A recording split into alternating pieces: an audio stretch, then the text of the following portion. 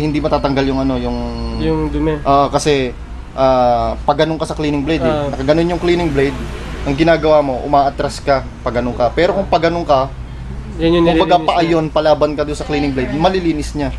Yan yung tama, yan, ganyang ikot. Okay. Pagka nagaganyan mo at natatanggal yung dumi ng drum, ibig sabihin, okay pa yung cleaning blade. Madumi lang yung mga salamin, kailangan mo linisin. Pero pag hindi natatanggal, pagka ginanon mo at nandun pa rin, may dumi pa rin dyan, ibig sabihin cleaning blade, yung problema. Pero kapag yung block dito, ginaganon mo na, hindi natatanggal, tapos binubura mo ng daliri, hindi pa rin natatanggal, sira yung drum. Okay? Kaya kung ano yung scratch ng drum, yun din ang lumalabas sa copy natin. Okay? Pagpasok, hawakan mo lang yung dalawang blue. Yan. Tulak mo lang siya, sabay. Tapos, i-lock mo lang. Okay? Ito yung ating nakangat, tapos down, close. Okay? Okay. Pagka nag-jump, pwede rin dito. Pwede mo siyang kunin dito. Basta, wag lang hawakan yung drum. Yung green yung drum? Yung drum, green yun. Ngayon, kung dito naman siya nag-jump sa taas, sa fixing natin, mainit tong portion na to. Open mo lang to. Baka magkamali kayo kasi sanay tayo na pag hinawakan natin dito ang bukas pataas. Ito, pababa. Okay. Kasi baka mabali. Kunin mo yung papel. Mainit tong portion na to. Nakaipit yung papel dyan para ma-release mo. Baba mo tong kulay green. Pag nababa mo yan, yung dalawang roller maghihiwalay. Hilahin mo na yung papel.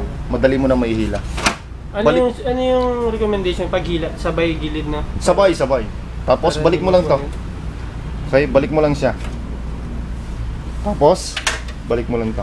Yung pag refill ng toner. Okay. Close. Okay. Sorry, masyadong Okay. Pag refill ng toner, open mo tong bypass. Kung naka-open naman siya, okay lang. Ito na lang, side door. Okay, front door muna, front door.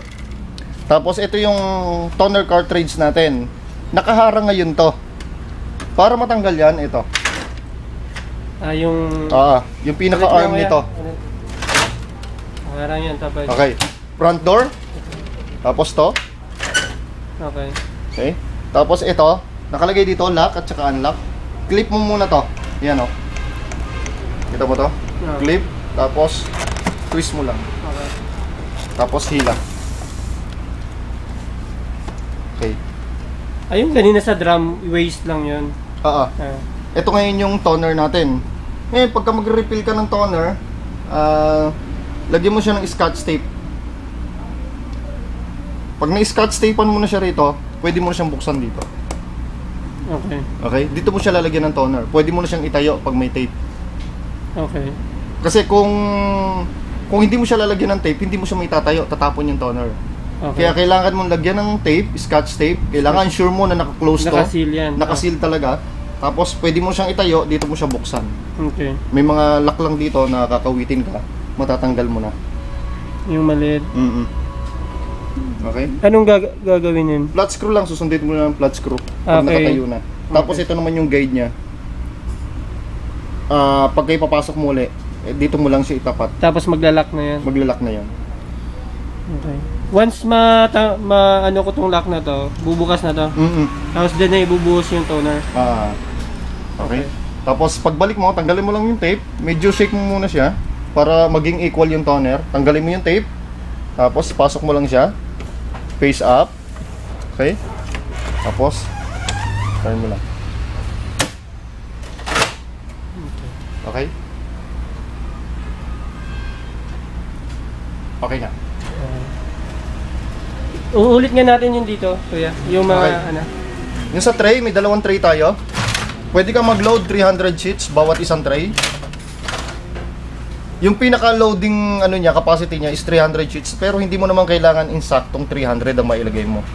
Okay. Yung first tray natin, short bond paper. Pag maglo-load ka, kailangan ibaba mo to. Tsaka mo ilalagay yung papel. Ngayon, ito yung lock natin. I-unlock muna natin, tapos lagay natin. Kahit dito ko ilagay yung papel sa gilid, at gusto ko siyang ilagay sa center, kailangan yon sa center ko siya. kusa siyang pupunta ron. Pag tinulak mo, tapos lock mo lang. Importante nakalock tong guide na to. Okay. Okay? Tapos itong guide na to. Ngayon, kung gusto mong magpalit ng ibang papel, pwede. Alisin mo lang to, gilid mo lang. Kung hanggang dito yung papel o A4, lagay mo rito to para sa A4, yung guide. Yan. Tapos, ito hindi mo to i-adjust, palitan mo lang siya ng ano. Pero itong sensor, lipat mo sa A4. Okay? Kung letter size, Yung araw niyan, ito yung araw. Pag short, ano ngayon? LTR? LTR. Ngayon, babalik ko sa LTR. Lagay ko tong guide. Tapos, lagay ko siya sa LTR. Dalawa yung LTR natin. Isang landscape at saka isang portrait. Ito, landscape. Ito ba landscape? O, tama. Landscape. O, ito, portrait. Ayan. Doon tayo sa portrait or undetect dito, LTRR. Okay. Okay? Short. Importante yan. Incorrect paper size pagka hindi mo na ilagay yan o hindi nag-match yung papel. Etong long, U2. Wala tayong detect dito sa sensor na full scup. Kaya ang detect natin is U2. Pero doon nagre-reflect doon full scup. Full scup sa LCD. Sa LCD. Tapos itong guide na to, okay lang dyan yan, okay lang sa gilid kasi wala tayong butas para sa full scup. Okay. Dahil imported nga, gamit nila legal. Okay? U2. Close. Tapos nandito yung Switch. switch and power.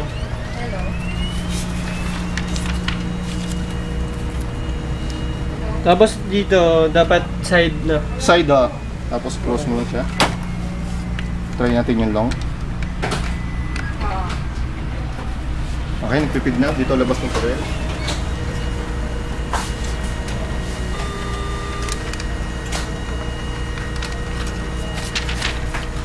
Okay. First tray. Ito. Hindi siya malakas sa kuryente kasi LED lang yung kanyang scanning. Tsaka one scan, print many. Hindi siya masakit sa mata. Kunwari pag may mga libro, books yung inaano dyan. Kung books yung ano, hindi mo na kailangan pang i-close to. I-ganon mo na lang to. Kasi hindi na kailangan takpan to. Hindi mo na kailangan takpan. Ngayon, kung gusto mong takpan talaga, gumawa ka ng illustration board na insakto rito. Okay. Isang pa ganon, tsaka isang pa ganon. Para pagka naglagay ka ng libro, lagay mo doon, lagay mo ron. Black yung nakaganon. Okay. Ay, white yung nakaharap. Okay. Okay na. Yung sa toner lang. Paano ba, kasi powdered yan, di ba? Paano ba tinitimpla yung ano? Or paano yung piniprepare yung... Ilalagay mo lang yan, yung nasa pouch na yun. Bubuksan lang yan, tapos bubuhos doon? Bubuhos mo lang siya. Hindi mo siya kailangan yan. Wala na mixing yan? Ito na yung toner. Usa naman siya eh. Doon, magsasabi yung machine pagka wala na siyang toner. Nakalagay mixing toner. Okay. But ito, ano mo lang to. Kailangan kasi medyo isi-shake mo siya. Ito yung 1 kilo. Okay. Okay. Tapos, yun yung ibubuhos dun sa... Doon yung buwas sa taas. Sa ano? Tapos gugupitin mo lang siya ng maliit. Okay. Para maiyan mo siya. Tapos kailangan pag nabuhan sa buksan yan, buhos yan lahat doon? Hindi kailangan buhos lahat. Pwede mo siyang... Kahit mga 1/4 lang, pwede na. 1/4 or 1/2 kilo, pwede tapos mo na. i-seal lang siya. I-seal mo lang. Okay.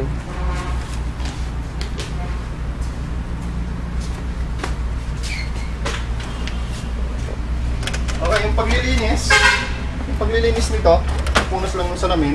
Okay. Tapos kapag may problema, tawagan mo ako, i-assistan kita.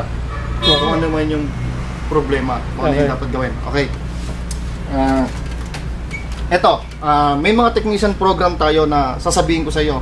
Sir, pindutin mo yung asterisk at saka number sign. Dalawa yung asterisk natin, isang asterisk. Ito pa yung isang asterisk natin. Ang pinipindot natin para doon is asterisk sa baba ng reset at saka yung number sign, lalabas service mode. Okay. Okay, nakuha mo? Asterisk at saka number sign, nakalagay service mode. Tapos sasabihin ko, sir, sige, pindutin mo yung F3. Yung F3 kasi natin, yun yung arrow down. Hanapin mo yung number 7. Okay, yan, printer. Tapos, sir, pindutin mo yung okay. Okay, pindutin muli yung F3 para mag-down siya. Okay, magbabago uli yan. Okay sir, pag nasa 6 ka na, okay mo lang. Ganon. Pagka nasa telepono, nag-uusap tayo, ganon yung sasabihin ko sa iyo. Tapos pagkatapos mo nang gamitin, Okay mo I-reset. lang. Reset lang. Okay. Okay.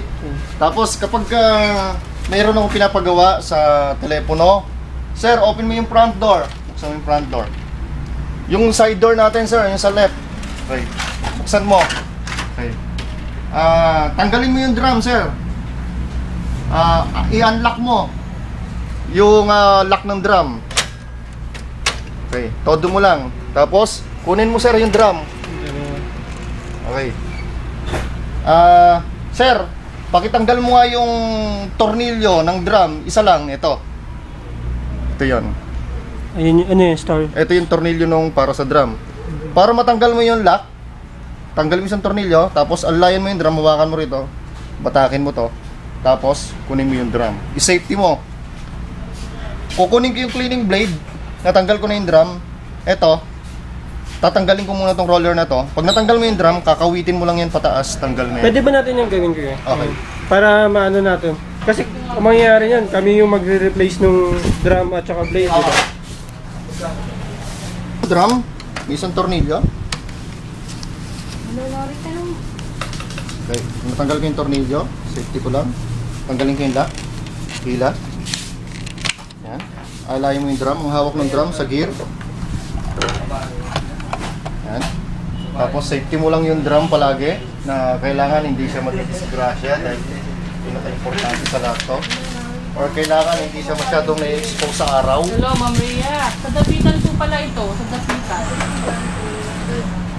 Pag natanggal ko na yan, pwede ko nang tanggalin tong charge roller. Sir, ito yung lalagay sa integrator. Mas malapit daw yan, ma'am, to sa amin. Yan. Ito yung charge roller niya. Kailangan malinis to, pupunasan mo, wag basa, tuyo lang. Okay? Ito, wag mo kakalimutan to. Hindi siya pwedeng baliktad. Ha? Yan, baliktad yan. Kailangan ganito. Okay? Nasa end, ano? Nasa end yung ano. Kasi gagalaw-galaw yan. Dipolo. May isang tornilyo. Oo. Okay? Sa kabila. Tapos may Di ba tornilyo ma'am, din sabi dito. nga sabi ng customer, mas malapit daw yung dapitan kaysa sa ano. Oo, madadaanan yun from Samis. Madadaanan siya. Kung galing sa Samis, papuntang Dipolo. Kung galing Kailangan sa malinis yan. mismo una yung dapitan. Tapos sa Dipolo. tanggalin mo yung kung may flat screw ka, medyo sungkitin mo lang dito. Tanggal na. Yan yung ano, cleaning blade. Cleaning blade. Dipolo. Ito, kung mapapansin mo, meron siya ditong spacer kung tawagin namin to. Importante yan. Huwag aalisin. Hanggat maaari, huwag mawawala. Pag hindi, black lines. Pagbalik, Sabi mo, ma'am, yung door to door sa right, Dipolo. yung spacer na yan dito sa portion na to. Oo, dapitan. Kung may compressor ka, bugaan mo ng compressor. Tapos ito, kailangan palaging pre-wheel yan. Ha? Maluwag. Pag masikip yan, may problema yan. Pag dapitan, Namuuna yung toner. Okay? Pagbalik nito, kung malinis na to, napunasan mo na, balik mo lang to. Sige po, balikan niyo po. Pwedeng tanggalin mo muna yan. Yan. Ito muna ikabit mo. Sure mo na yung spring nando sa gitna. Nakaano sa gitna. May guide naman yan. Kasi itong isa. Yan. Tapos, pwede mo lang tornilyoan yung cleaning blade. Sir, ano daw po, pick up niyo ba sa Osamis o sa Dipolo? Kung sa Dipolog, saan yan pipick upin? Kung sa Dipolog, saan daw ma'am? Dipolog branch sa city. Sa city? Bigyan na lang ng address. Address. Ma'am, ano yung address doon?